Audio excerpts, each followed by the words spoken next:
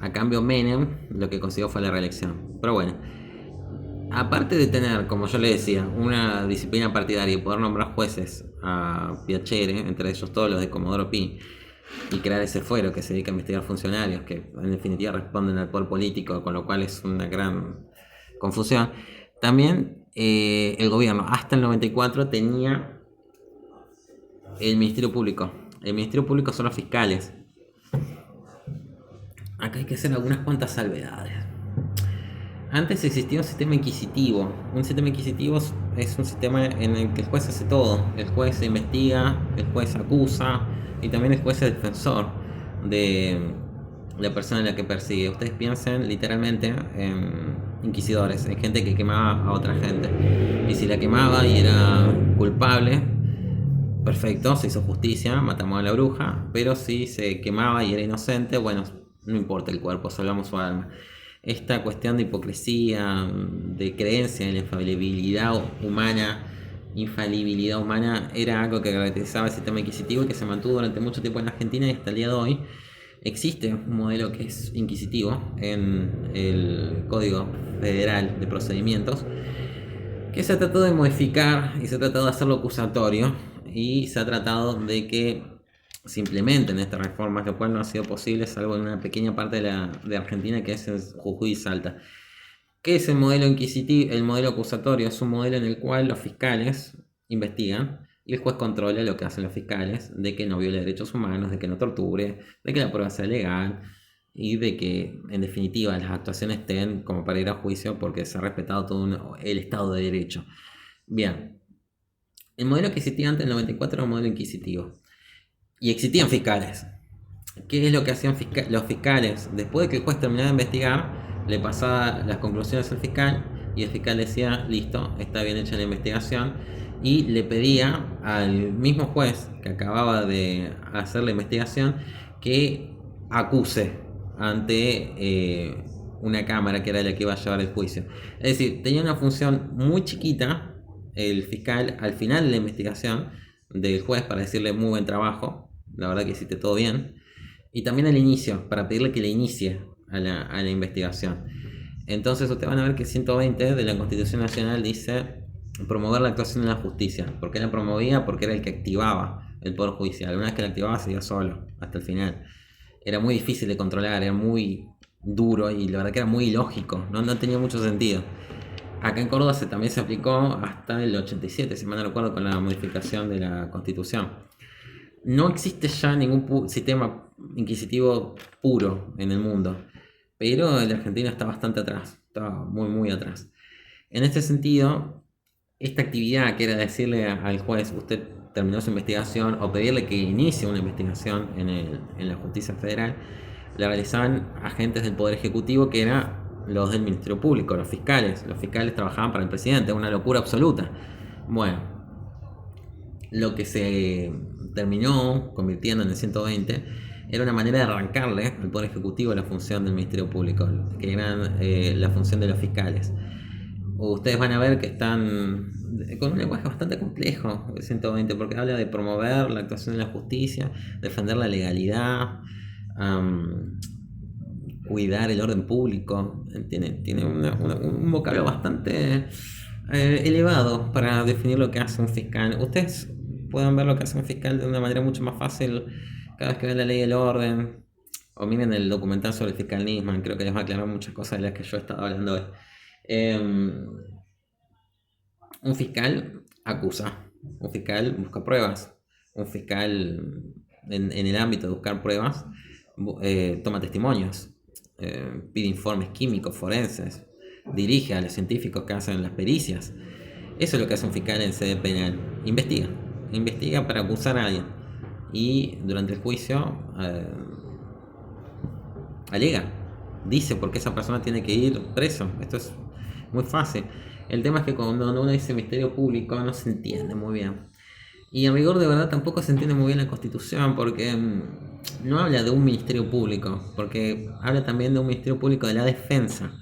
Entonces, si bien es un solo artículo, 120, en realidad hay dos leyes orgánicas que regulan dos instituciones distintas y las dos son Ministerio Público. Uno el Ministerio Público Fiscal y otro el Ministerio Público de la Defensa.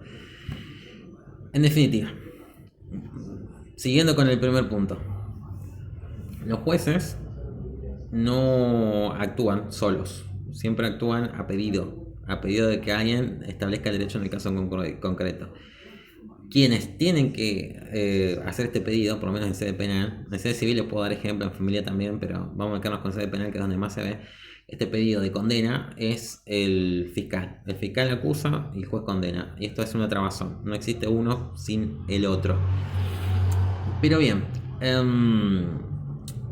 al ser una actividad que está dentro de la órbita del Poder Judicial, lo lógico es que sea parte del Poder Judicial. No puede existir por fuera del Poder Judicial.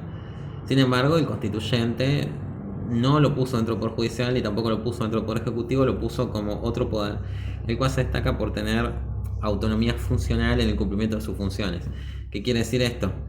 Que no le puede dar orden a los jueces, tampoco le puede dar orden al Ejecutivo. Tiene que dedicarse a aplicar el derecho con objetividad. Esto es decir, si una persona es acusada y de las pruebas surge de que no es culpable, no puede recibir un telefonazo del Poder Ejecutivo o de un juez diciéndole, bueno, yo sé que es inocente, pero necesitamos que lo acuses.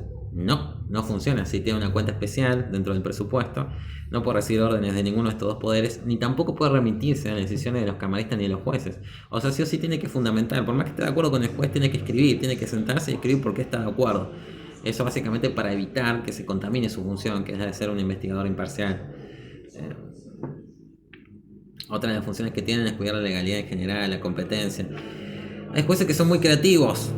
Vamos a un ejemplo de civil para que se entienda. Nosotros podemos tener que una persona puede decir, me quiero casar. Perfecto. ¿Con quién se quiere casar? Con mis 3 novios. Queremos hacer no una trieja, una cuatrieja.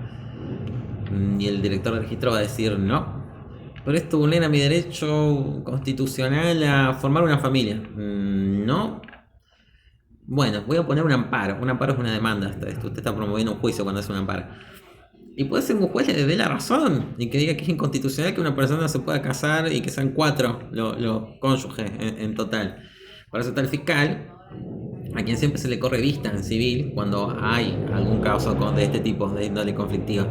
O si no, únicamente por rigor, pero en civil se le corre vista a otra parte que es el fiscal. En todos los fueros, digamos, no solamente en civil, en familia, en quiebras, donde sea, para que opine sobre si esto va de acorde con el ordenamiento jurídico. Y el fiscal puede decir, oiga, esto no va con respecto al orden jurídico, no puedo permitir que se casen 4 personas, va en contra de mi función específica, que es cuidar el orden público, y esto es orden público. No se pueden casar ustedes 4. Todo esto llega al juez, o sea, la demanda de casarse de los 4, la opinión del fiscal, que dictamina que esto es cualquier cosa, y el juez puede ser que esté muy ilustrado ese día y diga, no, a mí me parece que sí, vamos a poner que sí se pueden casar los 4. Entonces el fiscal puede escandalizarse y apelar esa decisión para que los camaristas, que son el órgano superior, el de control, den vuelta a esa decisión, que la anulen. ¿Por qué? Porque va en contra del orden constitucional, y así un fiscal puede llegar hasta la Corte Suprema de Justicia de la Nación en el cuidado de lo que él considera que es el orden público constitucional. Es decir, es una especie de control hacia los jueces. Espero que se haya entendido eso. Bien, entonces, les comentaba, existe el Ministerio Público Fiscal, está a cargo de un fiscal de un procurador general de la Nación. En este momento es Eduardo Casal, que en realidad está de suplente porque no se ha designado a uno. El último procurador general de la Nación, cuyo cargo era vitalicio y se tenía que remover por juicio político, fue la doctora Hicks Carbó, la cual en un clima muy hostil hacia su persona, se la acusaba de kirchnerista, pero no había día en que no le escracharan en los medios el presidente, etc. La verdad es que nunca la vi muy kirchnerista, la mujer esa jamás dio tantas opiniones públicas, es mi opinión personal, ¿no? Ella termina renunciando y queda el alterno, el segundo de la institución, como procurador general de la Nación encargado, hasta que se designe uno por la ley del Ministerio Público Fiscal, el cual hasta ahora tendría cargo vitalicio y necesitaría la aprobación de 2/3 de los senadores. Es una mayoría que no se va a conseguir porque el Poder Ejecutivo Nacional acaba de perder la mayoría dentro del Senado, estos 2/3 de la totalidad, así que no lo va a conseguir y nunca va a nombrar a un procurador general con esa característica, independientemente de que hay una ley para tratar de bajar ese número. Así que va a ser con Casal indeterminadamente hasta que el señor se jubile. Luego de esto, hay fiscales que actúan en cada una de las instancias de la corte, de cada uno de los tribunales federales y de ahí para abajo. Y por otro lado también tenemos el Ministerio Público de la Defensa. Entonces, el Ministerio Público ustedes lo van a encontrar que es un órgano bifronte que tiene dos cabezas. Es lo que se conoce como asesoría pública, o lo que antes se conocía como defensor de pobres y ausentes, lo cual es un término que si bien es despectivo y no cubre lo que hace el Ministerio Público de la Defensa, sí puede ser ilustrativo. Básicamente hay personas que por una situación particular necesitan asistencia técnica y no la pueden pagar. Entonces el Estado les pone un abogado. Usted es un imputado. Puede ser la peor lacra del mundo, pero bueno, capaz es inocente. Necesitamos que usted tenga un abogado, que tenga una defensa técnica. Y si no le puede pagar, al Estado le va a proporcionar uno. ¿Por qué? Porque él es el intérprete dentro de un lenguaje que usted no habla y que usted necesita hablar para poder defenderse. Mire si no fue. O sea, ustedes siempre piensen en eso. De hecho, yo estoy haciendo una inscripción de Derecho Procesal con una profesora que fue asesora. Va a decir es lo mismo que un defensor público. Nada más se llaman defensores públicos en el ámbito federal. En la provincia se llaman asesores. Es lo mismo. Y ella decía que lo peor que le pasó fue defender a un inocente. Jamás sufrió tanto como defender a un inocente. Así que ustedes, así vayan a hacer civil, quiebras o penal, da lo mismo, piénsenlo de esa manera. Cuando hay una persona inocente es mucho lo que se pone en riesgo. Y generalmente van a defender culpables. De hecho, ese es un poco el negocio del abogado. Así que los asesores son una parte muy importante para defender culpables y que no se violen sus derechos humanos en el camino. No me voy a meter mucho más con el tema de la defensa porque me parece medio complejo. El tema de los ausentes sigue estando también. Tanto para penal como para civil es importante el rol de la asesoría en estos términos, y también para personas con vulnerabilidad. Piensen ustedes en víctimas de violencia de género. La asesoría tiene un rol importantísimo. La última modificación que hubo en la ley por la ley de víctimas a la ley orgánica de asesorías es en ese sentido. Hay un defensor general de la nación que es el que organiza este órgano, que está hecho muy parecido a la imagen del Ministerio Público Fiscal, es decir, tiene unidad de actuación, un orden jerárquico, se imparten directivas generales desde arriba, los cargos tienen la misma inmunidad que el legislador, tanto del Ministerio Público Fiscal como del de la Defensa, se lo mueven por juicio político. Los monumentos de cada una de las jerarquías de defensores y de fiscales están equiparados a los de los camaristas, a los de los jueces federales. No es muy complejo, no creo que haya muchas preguntas sobre el Ministerio Público de la Defensa, pero ustedes sepan esto, por lo menos, que es un órgano bifronte, aparece en la sección cuarta de la parte orgánica de la Constitución, justo antes de ir al título de provincia. Y habiendo pasado 1 hora 33 minutos, que son 2 bloques de 45 minutos, podemos decir que esta sería la primera versión de una charla que sin duda se va a extender un poco más, contando con algunas interrupciones que pueden haber de preguntas y demás, además de empezar un poco tarde. Contando con eso llegaría a las 2 horas. En fin.